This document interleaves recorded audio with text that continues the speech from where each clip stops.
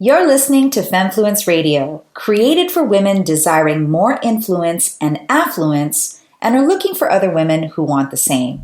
I'm your host, Jennifer Kemp, but you can call me Jen. I'm a serial entrepreneur and founder who's built 4 multi-million-dollar companies.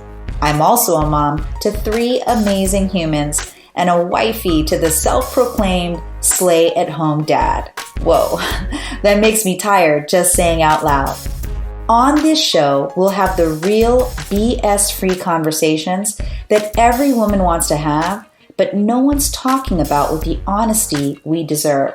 We'll chat on the intersection of too muchness and not enoughness, what aligned success looks and feels like, and what it takes to dismantle old systems, beliefs, and thinking that get in the way of what we really want. If you're an ambitious woman looking for a collective that will support you as you grow into the next level leader you and everyone else knows, likes, and trusts, then stick around because you're already home and amongst friends. Now, let's go build longer tables together. In the world of Femmefluence, supporting the growth of all women, especially women who are marginalized or discriminated against, not just for having women parts, but because of the color of their skin, the belief systems they have, and or the way that they identify, is one of our highest values. When all women get a leg up, we all benefit. And frankly, without bias, the truth is that if you're in business or working for one, the collective power of BIWOC, that's Black, Indigenous, women of color, cannot be ignored. And listen up, if you are not a BIWOC, this episode is especially for you because we need you to be allies. So stay with me. This is critically important, not just because of our belief in justice at Femmefluence, but because, honestly, it just makes great business sense. For example, in entrepreneurship, over the last decade, the number of businesses owned by women of color have skyrocketed, increasing by 322%, despite the lack of capital investment. Research by Project Diane finds that Black women-led startups have raised less than a 0.0006%. That's like less than 1% of the $425 billion in total technology venture funding raised since 2009 has been available. So basically, women of color aren't getting any of that money, but they're growing leaps and bounds. Michelle Ebanks, who is the president of Essence Communications, said in a recent article that women of color are the fastest growing group of entrepreneurs, but they only receive 0.2% of funding. And as a collective, we have a terrific opportunity to change that. Now, given that women-owned business that receive venture funding outperform their male peers by as much as 63%, investing in women entrepreneurs makes good business sense. And that's partly why we created Femmefluence, because we know this. 63% of those that actually get invested in outperform their male-founded counterparts. That's awesome.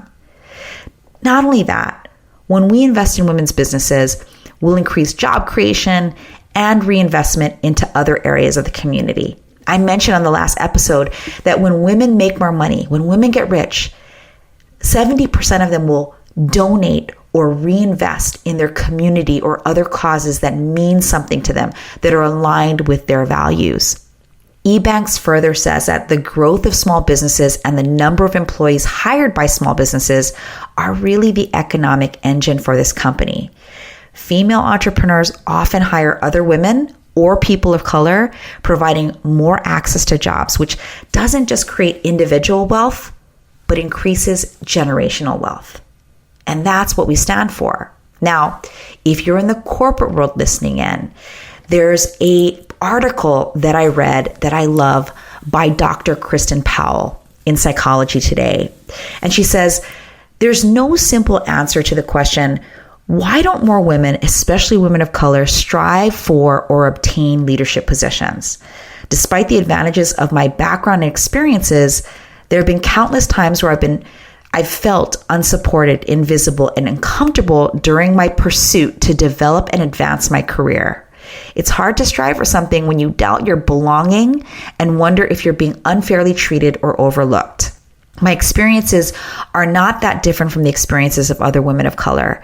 It's well documented that underrepresented women of color face a double burden of discrimination and stereotypes. So the first burden is the well-documented, keyword well-documented, gender-only based discrimination.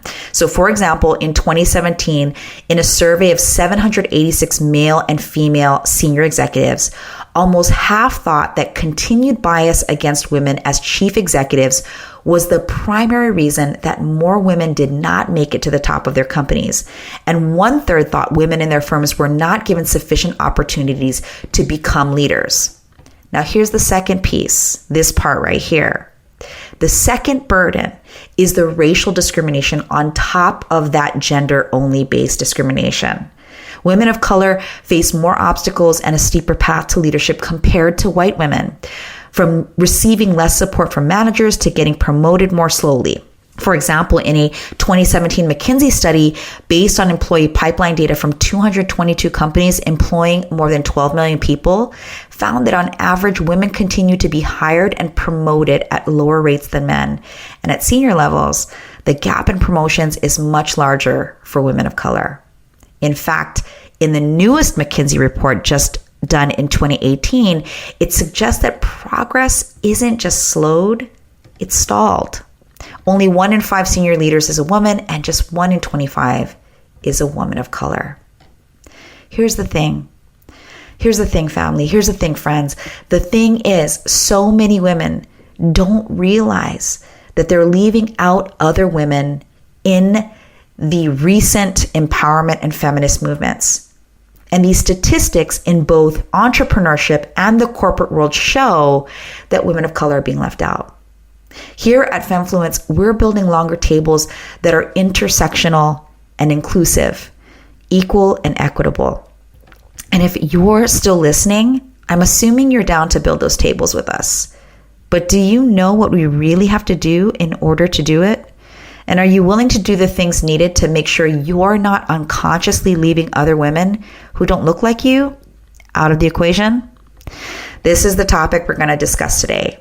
And we're really only going to scratch the surface here because this is such a deep, deep topic, and we'll be, bringing on other experts and having greater discussions because this is so important, especially those of us that identify as BIPOC or we live an alternative lifestyle to the status quo.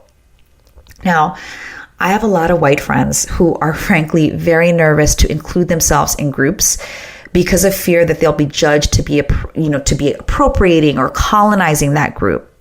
And what I want to say to you, if you're in that category, please listen all the way until the end from some very wise advice I got from an expert in conflict resolution who I feel gave me the best advice on how to handle this and how to stay in it even when it's uncomfortable. I also want to make a point that I am not an expert in this area. I'm just a woman who wants to have an open conversation, and that this is so important to the Femmefluence platform because it's one of our highest values. And so that's why we're having it today. So one of the most potent and powerful experiences I've ever had as a leader was in one of the live events that we host at our company for entrepreneurs. I'm really proud to say that we have one of the most diverse communities, and frankly, one of the only diverse communities in this industry. I think that's very sad. And this observation isn't something I'm bragging about or making up. It's something colleagues and counterparts of mine have asked me behind the scenes. How are you doing that? How are you attracting such an incredible mix of people? And I also get this incredible feedback from some of the white women who come to our events that tell me how good it feels to be in rooms where they're learning how to build affluence and influence with other like-minded women of all ethnicities. And also so happy that they're in that diverse room where the conversation isn't dominated by only male voices. On the flip side, I've also observed some really ratchet shit. women who want to attract women of color by pretending to have them at their events using stock photography and BIWOC quotes, or using the few BIWOC bodies, including mine, to dangle in front of people to appear inclusive. This type of performative behavior is the opposite of what we're trying to accomplish here. One event/retreat for women that I went to recently asked me, how was I able to attract such a quote unquote urban audience? Urban audience?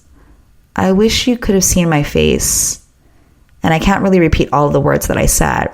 But these are the events and people that need this piece the most. And I know what I'm saying will trigger them badly. It might be triggering you right now if you're listening. Now, here's the cool news. I have some resources for you to do at the end of this episode so that you can learn how to attract and bring together more people that don't look like you or have the same lifestyle as you at the end of the show. But I also understand the conflict. Some of you are going, well, you say it's performative, but how am I supposed to attract BIWOC and integrity? As I said, I'm not the expert in this, and I do have a background that helps support this, which I'll talk about in a moment. But just keep listening because some of the answers are in the rest of this show. Because if you're wondering how to do it, my invitation is first that you go to events where intersectionality is a value and talk to the hosts and attendees and find out what brings them together. And then be in the room and serve it. Come from a place of giving rather than taking.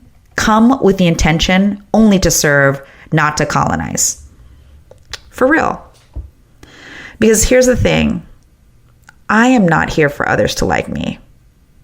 I'm here to help change the world with others who want to do the same. And it's going to take honest conversations to get there. And it's actually very uncomfortable for me to talk a little bit about this because the 9-year-old girl in me wants you to like me. But what I've learned, my grown woman knows that my values are way more important than that. And I want to connect and create a more intersectional, inclusive community here at Femmefluence. And I hope you'll continue to listen so that we can do that together.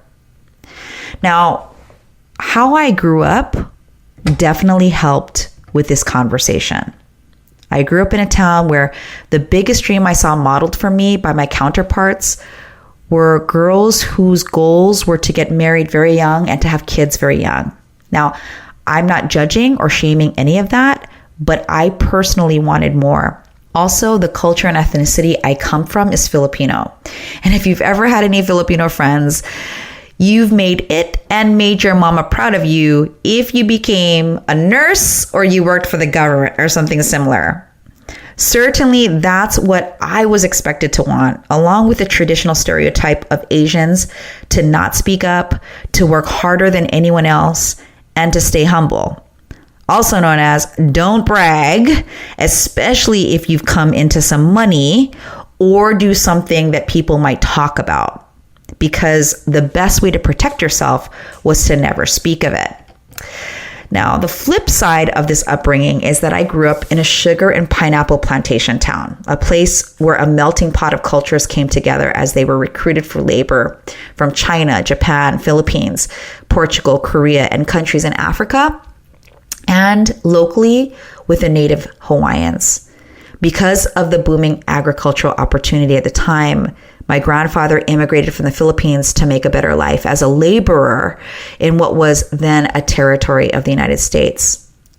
And even though my counterparts' biggest dreams were to work for that plantation, like their parents and grandparents, and to get married young and have kids young, I had way bigger dreams to go to school and live on what we call the mainland, also known as the continental US. And one thing was certain, though. My lived experience from a cultural perspective was inclusive and diverse by default. And I am so grateful for that. Okay. The other thing that I feel very grateful for is we traveled a lot as a child. And my parents and grandparents told me that traveling was the way to understand other people.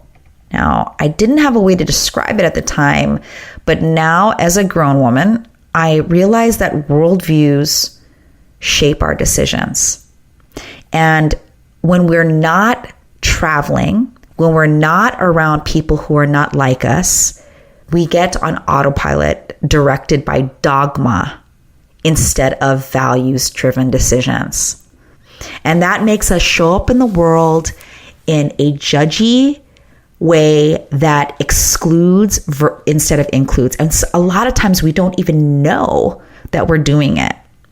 This is why values are needed, and knowing what yours are needed to supersede those dogmatic status quo thinking and being, because that's what's getting in the way of your Femmefluence, or it's one of the things. And even if you're like me, where I had the benefit of growing up in that melting pot, diverse community where I could understand it a little bit more, the truth is you're listening right now and you have an opportunity to shift how you are, the communities you're in, the way that you're supporting other women, especially women who don't have the privileges that you possibly do. Okay? And this is necessary to grow in our mind, body, spirit, and our bank accounts. You know, I've been part of women's groups and masterminds where I was the only woman of color at the table. And certainly in the corporate world, that was absolutely true too. Once I had a woman mentor named Mary, who was of Hispanic descent, and she was an absolute badass. In fact, I remember she was only 32 years old when she became the general manager and CMO of the high-tech company I worked for. And I thought, oh my God, one day I'm going to have her job. She also had 2 young children. And I thought, wow, look at her. She has it all. In fact, I credit her with teaching me one of the key things that helped me ascend the corporate ladder pretty quickly. She told me, Jen, if you want to grow, take the projects that no one ever wants. But here's the other thing I saw Mary do. Okay. And it's really bothered me to this day. And it is one of the stories that has fed the Femmefluence movement. Mary never wanted people to know that she was Hispanic because she felt that it was a mark against her. She also hid her second pregnancy all the way to her 9 months because she was afraid that she wouldn't get her promotion to CMO if they found out she was expecting another child. And here's the crazy thing that I observed when I was working for her. People were talking behind her back, wondering if she was gaining weight, when in fact she was pregnant and carrying a child. That's pink slime right there. So what's crazy is this perpetual problem of pink slime and this perpetual problem of women of color not wanting even or holding ourselves back because we're afraid that we're not going to get chosen. That's why intersectionality is such a high value in Femmefluence. And I'm not perfect because let me tell you, just a few years after that and learning that about Mary, who I still credit, as I said, to one of my greatest mentors to this day, it followed me to one of my future jobs and affected my second pregnancy too, which is another story I'll tell on another day. But it's crazy how we continue to do the same things over and over again, thinking we can do it differently, right? That's called insanity. Here's why this is so important. Honest conversations about this create real change, and so does tension. Tension creates change. And there are some pretty incredible women who are best equipped to take this discussion to the next level. So I want to share them with you right now. And also I'll put their contact information and the resources in the show notes. So the first person, if you're really interested in looking at the inside conflict in you and also how to show up as a better leader at work as well as in your business, either side of it, Lynn Maureen Hurdle is the person you want to work with.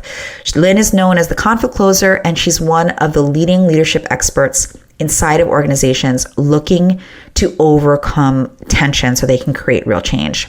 She's the person that I was referring to at the top of the show in terms of asking the question, the best question possible of if you are afraid to be in a room where the other people are not like you, right? The question that she asked that I think is so powerful is, are you willing to be corrected in your pursuit of intersectionalism as a woman? So meaning, even with your best efforts, if what the response comes from a BIWOC doesn't fit the way that you would like to be thought of, are you willing, knowing that you have privilege as a white ally, to understand what that looks like? I think it's such a powerful reframe. And I have to ask myself, even though I'm a woman of color, I am a light presenting woman of color, and I get mistaken for, a non-BIWOC a lot. And I have to be mindful of that privilege that I have. And so this critical question has really served me. And I really encourage you to follow and engage with Lynn, who is so helpful at unpacking these difficult conversations. She loves conflict. She talks about it all the time because through conflict is where a solution comes. The next person I want to share with you is Desiree Attaway, who is CEO of the Attaway Group and creator of Freedom School. And she helps lead difficult conversations on race, class, and gender. And what I love about her Freedom School is it gives you an analysis and intellectual framework to think critically about oppression and liberation, and helps you develop your self-awareness and capacity to take action in ways that will create a lasting impact. Keywords: self-awareness, capacity, and action. That's what Femmefluence is all about. And so I just wanted to share those two women with you. And there are other women who are doing this incredible work. These are two of the personal ones that I follow and invest in their teaching to just make me better at understanding why intersectionality is such a high value for me. I've also provided you with a worksheet, as I always do with every episode. And there are a few questions for you to honestly look at yourself as a leader.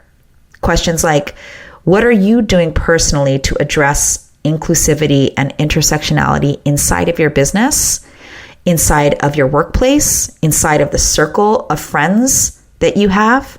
The next question is, what questions do you have on how to be a better ally to women who don't have the same privileges to you?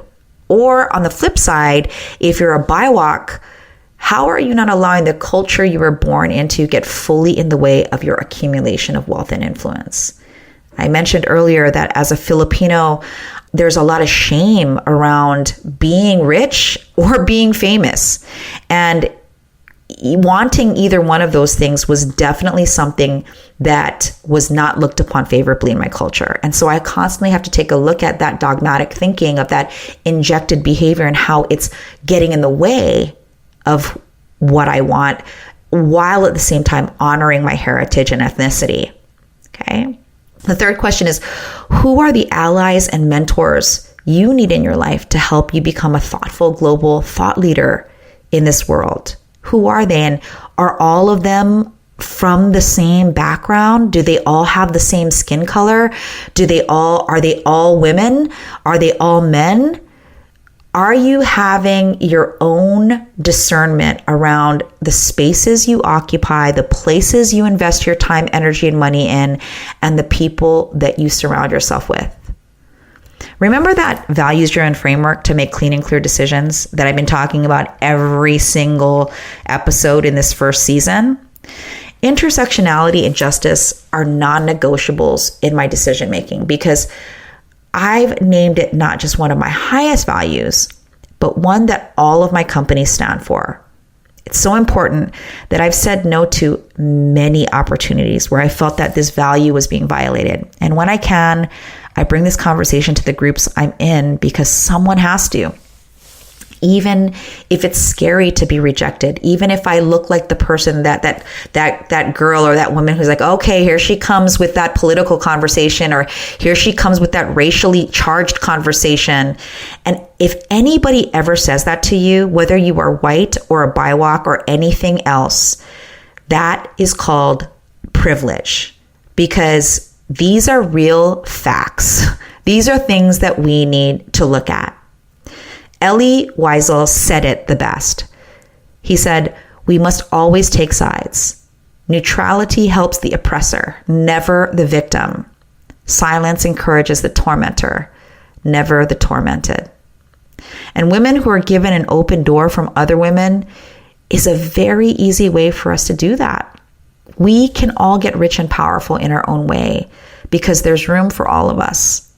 I like to think of women of Femmefluence as the metaphor that a lot of people talk about when they talk about the pearl's journey. Pearls start out as humble pieces of sand who jump into the fleshy, sensitive parts of an oyster and agitates the shit out of it. And to protect itself, the oyster lacquers the sand with layers and layers and layers of that protective coating, which produces something in a variety of dozens of colors, sizes, shapes called pearls, which we call precious. Some people would call women pearls, but I call us the oyster. We know what to do with grit, and we know how to produce things of value. And we are much more valuable together. Intersectionality is one of our highest values at Femmefluence is good business, and it's great humanity. It's our responsibility to build these longer tables together. Shirley Chisholm, America's first African-American woman who ran for president, famously said, "If they don't give you a seat at the table, bring a folding chair." Yes, I'm so with Shirley. But let's be honest, friend. Being together is sometimes hard, right? I talked about pink slime in episode 2, and it's pretty much the enemy of everything we stand for at Femmefluence. So what does it take for us to connect in a way that isn't superficial or powered unconsciously or consciously by systems like the patriarchy? Well, I'm going to teach you something that I learned, something so eye-opening about this from one of my mentors that changed the entire way I look at connecting with other women, especially as an introverted yet driven leader. It was a game changer at how I viewed all of the systems I thought were in the way of my big goals. And I learned pretty quickly that they weren't true. I'm going to share that in the next episode. Thanks for listening to Femmefluence Radio. If you resonated with this episode, please leave us a review and let other women know about it. Remember, we're building longer tables here. Follow us on Instagram at Femmefluence_official to stay in the conversation, and also visit Femmefluence.com to sign up and receive things I only give to our listeners and friends. I look forward to